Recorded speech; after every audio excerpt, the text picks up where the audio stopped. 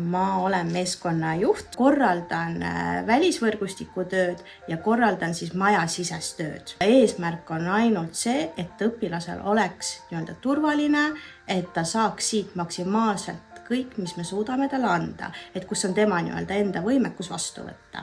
Meie juurde jõuavad noored ja lapsed erinevates vanustes ja maksimaalselt 9 aastaks. Me anname siit kaasa neile ellu toimetulekumehhanismid, mida nad siis võtavad kasutusele väljaspool kooli ja koolis. Õpilaste igapäevaelu näeb välja väga tavapärane, nii nagu kõikides kodustes. Kõige tähtsam on olla päriselt õpilase jaoks olemas, olla nendes vestlustes, mida ta räägib ja anda oma kehahoiakuga märku, et sa oledki tema jaoks sellel hetkel. Kõige rohkem minu töös teeb rõõmu rõõmsad näod õpilaste näol.